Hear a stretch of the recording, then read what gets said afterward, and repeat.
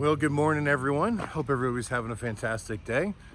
You know, it was kind of dark when we got home the other night. We unloaded the Mini, and that was night before last. So today is Thursday morning, February 25th. And I thought, you know, this is the first time I've had all the trucks together. I thought it would be kind of neat just to show you what's going on here. All right, so for the first time ever, we've got the North American truck sitting there right next to Goliath. Yeah, I know the North American truck technically isn't ours, but we're contracted to it. We own a lease on it, basically, so it makes it ours. But our actual truck is just right there. So for all intents and purposes, everything's here. Oop, trying to get the zoom to work. Zoom's not working. All right, scratch that. But heck, starting to look like we own a trucking business here. So today, got a lot of things I got to get done.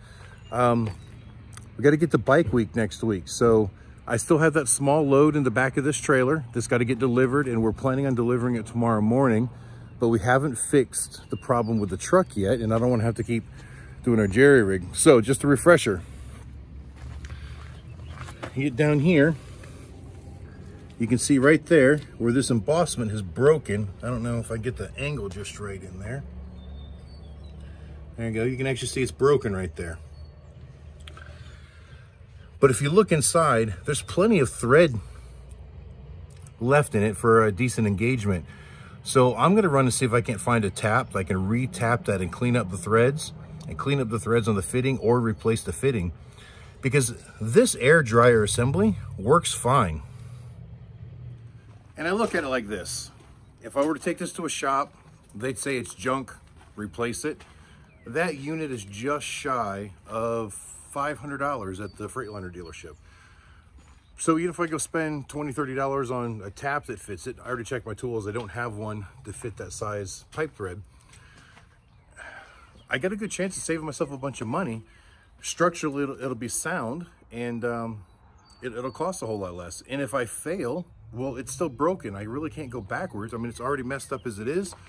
So why not attempt to fix it? Because worst case scenario, I'm still in the same place I started. All right, so that's part of the thing I got to do today. Also, I noticed that the Mini Cooper's exhaust was starting to rattle pretty good. And because we're going to Daytona, we've got to be able to load that into this stacker trailer, take it to Daytona with us. So I want to get it fixed before we go. Like I said, today is Thursday. Our plan is to leave Sunday night or super early Monday morning to head down to Daytona for bike week. So I'm gonna run the Mini Cooper over to my friend's shop, Jake, over at Jake's Speed and Customs. This guy's really good at what he does. We're gonna throw it up on the lift and see if we can't tack up some hangers or something to make that exhaust stop rattling around. All right, guys, so I don't know if you can hear it, but listen, when I let the clutch out and we add a little bit of load to it, you can just hear that exhaust rattle.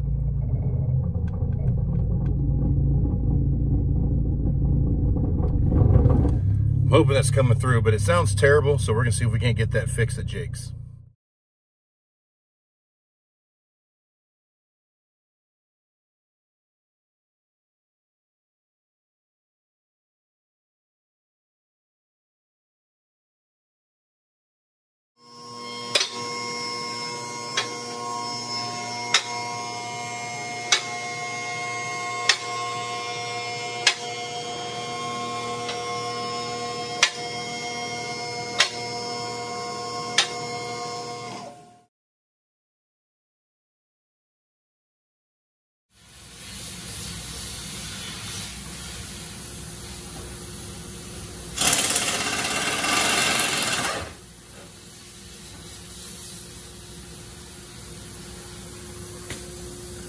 All right, everybody, as you can see, we got the Mini Cooper up on the lift in Jake's shop, and it looks like two of the exhaust hangers have completely broken off. One in the center of the car up here where he's removing that bottom plate, and the other is up here on top of the muffler. It looks like they just rusted through. Keep in mind, this car came from Minnesota. A lot of nasty winters up there. I guess this is typical for an up north car with salty roads. Hey guys, I want to introduce you to Jake. This is Jake at Jake's Speed and Custom. Hey, how's it going? This guy is awesome, really good at what he does. And while he's trying to fix this, I'm going to stay out of his way. I'm going to give you a tour around his shop. You see the cool stuff he works on.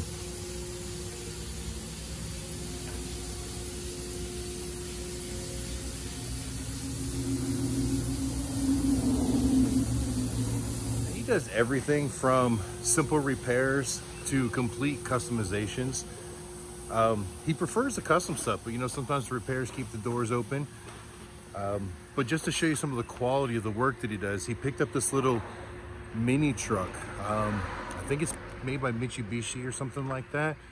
And I remember when he first got this thing, it was in really, really rough shape. Now keep in mind, this isn't a customer's vehicle. This is just a shop truck that he uses to run around and get parts with and everything. But check this thing out. All right, there it is. Probably one of the nicest mini trucks you'll ever see.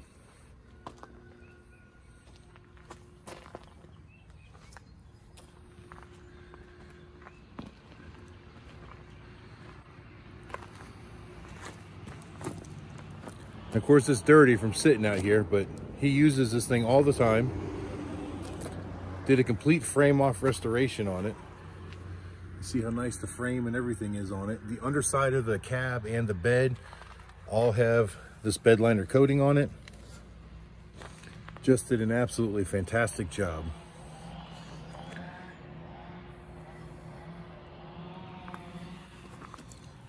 I guess these are some future projects that customers want him to work on. That bus is a little rough, but they could be cool when it was said and done.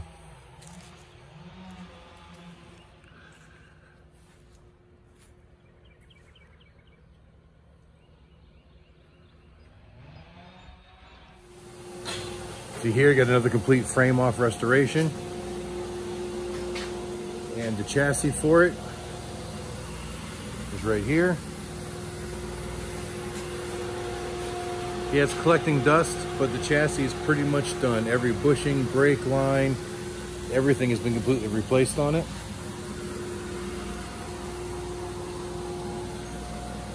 A couple RX-7s.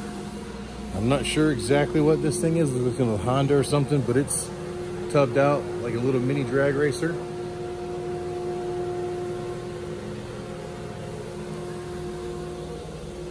Let's see what he's got in the paint booth. See here, the sewing table does complete upholstery in-house. He does it all himself. All the painting, all the fabricating. All right, see that one looks like the frame's already been done on.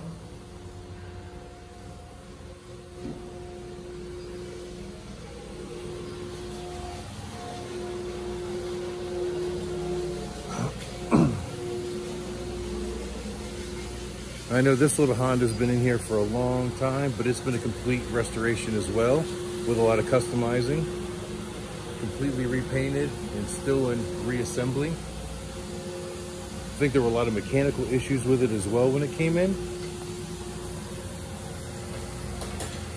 But just so you can see the quality of his work.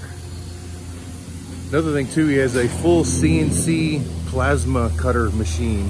A burn table, I guess they call it. So he even makes all these little signs and stuff.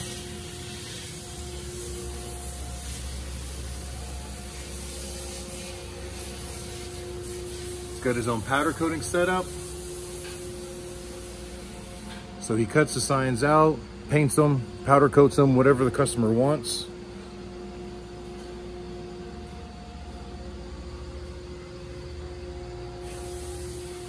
Just amazing stuff.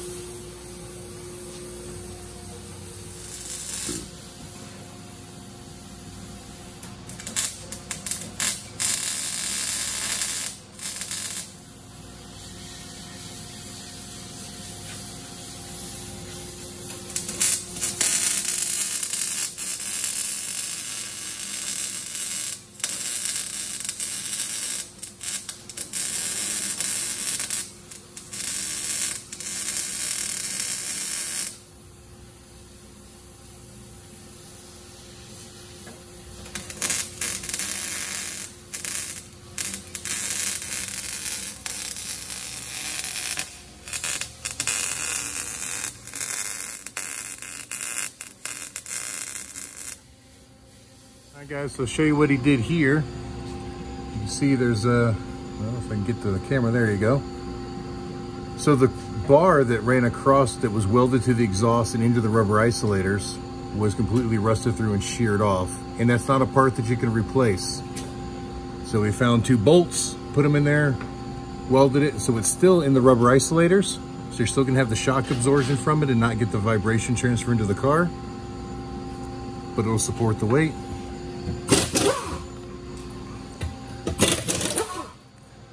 Now to get to the back one, he's gonna pull off the rear wheel, give him better access.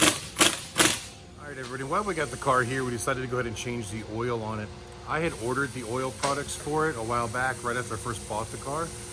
But the gentleman I bought it from had just changed the oil. It was like brand new oil, so it's not really due for an oil change, but it's close enough. I mean, we've only put about 2,000 miles in this car since we've had it. We bought it back in August.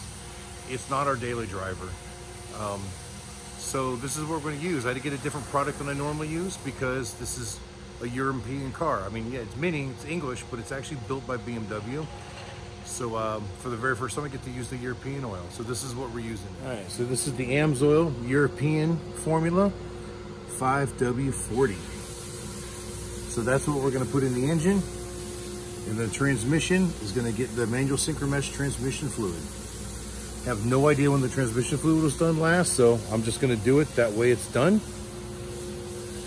And I won't have to worry about the oil change in this car for the next year, probably.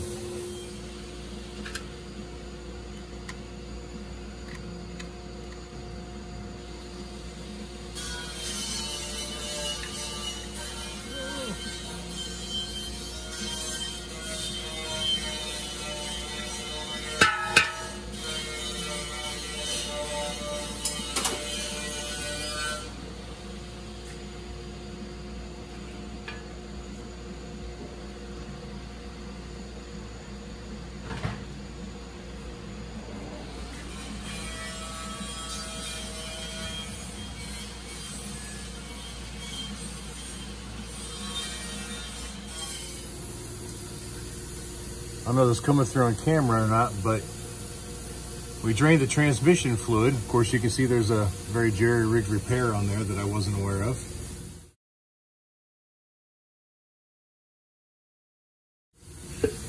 Now we drained it, it came out looking like silver paint.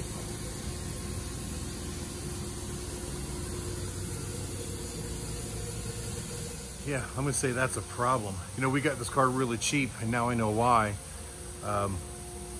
You know, other than a couple little rust issues that it's had, it was no big deal. The car's always run and drove fine. I've always thought that the transmission was a little stiff is the best way to put it. You know, when you're shifting, it's not super smooth, no matter how far you depress the clutch in. Maybe this is why. Apparently they had some kind of a transmission problem on it.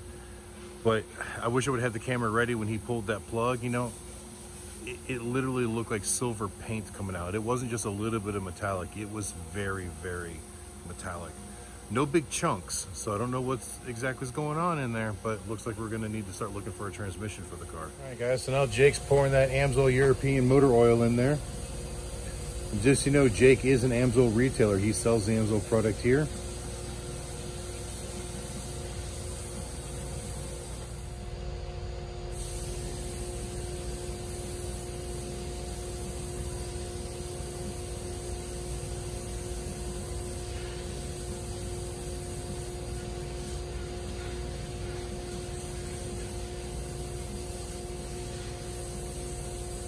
All right, so the oil change is done, and to make it official,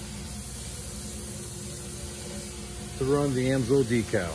All right, guys, so Jake got the exhaust all welded up for us. We changed the oil in the engine and the transmission. So I just want to say thank you, Jake. I appreciate it. If you guys need anything, you're in Murphy, North Carolina, this is the guy to come to.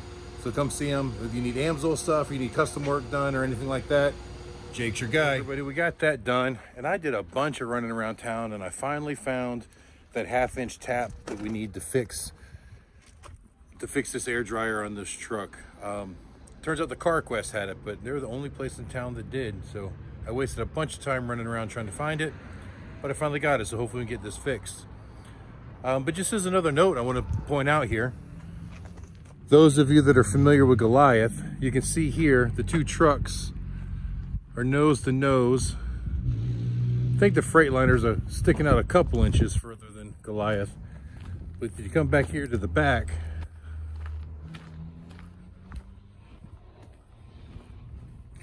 some people underestimate how long Goliath actually is. With the trailer, it's 82.5 feet long. So you see here, as I crest the back of this trailer, you see how much more of Goliath, or the trailer for Goliath, is sticking out. I mean, that's a good, I don't know, 11 or 12 feet. Makes a big difference. It's a long truck. Okay, so here are some of the parts that I got. These here are some of the old parts. This is the fitting that went into the air dryer. This is the fitting that's part of this one here. It was like a 90 degree that broke for the control line. And this is one that the guy at the truck stop gave me to try to replace that one with. But see, the way the line is cut, we had trouble getting it out.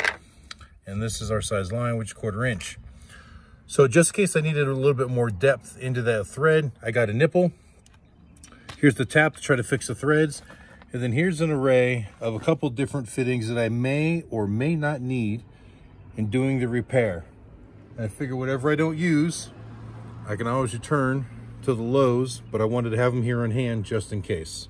I don't know whether I'm going to be able to hold the camera and get this done, or place the camera in a position where you can see what I'm doing while I'm doing it. So hopefully I can just make it happen. And just a few minutes here, Katie should be up. Turns out she's gonna need me to watch the grandbabies for a few minutes while she runs to an appointment. So she's gonna run up here in the dually, because it's got the car seats in it with the kids, and she's gonna jump in the Mini and take it. That way, if I have to go someplace with the kids, I've still got car seats. And so hopefully I can try to get some of this done before she gets here. All right, Katie showed up with the truck. So now I got the grandkids, feeding them lunch. There's Grayson. There's little Brooklyn down in her car seat. So I'm gonna try to keep working on this, and hopefully it still goes well.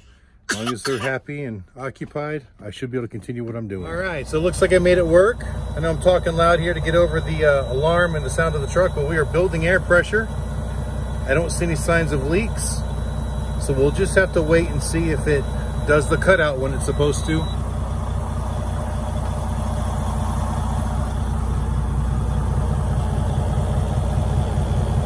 right, the alarm went off. Just gotta wait and see. You want me to open those for you? Yeah. All right. You see Sissy back there? Yeah. All right, everybody. It just hit the low pressure cutout. I hear the governor, or I should say I heard the governor release the pressure, which means our signal line is working, and it is maintaining a good air pressure now rather than pegging out. So yesterday it was burying that needle, and we were having to release the pressure via our air gun inside the cab.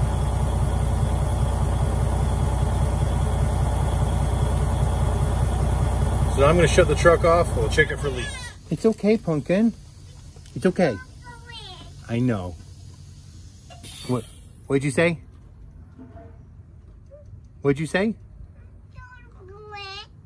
Yeah, I think the same thing. Okay, guys, just show you what I did. I was able to thread. Pumpkin, it's okay. The truck's just making noises. It's not gonna hurt you. It's okay. It's okay. So I was able to get the tap in there and clean up those threads, and then I used a nipple just to space it out some, because the threads on this original fitting weren't long enough to get the engagement in there that I needed. So I had to use a nipple and a coupler. Then I put the original fitting back on and hooked that up, and I just replaced this with a 90-degree fitting with a compression, and I put this one back in. It's okay. Yeah, what you said. And then I just put this one back in where it belongs. And now it looks like the problem's solved. I don't see any leaks here. As you see, I used a liberal amount of thread sealant just to make sure, because of this being damaged. Wanted to make sure it didn't leak. But so far so good. We should be ready to hit the road and go deliver that load. You talking to me? What are you saying, Brooklyn? You don't want to talk now? You were talking plenty a minute ago.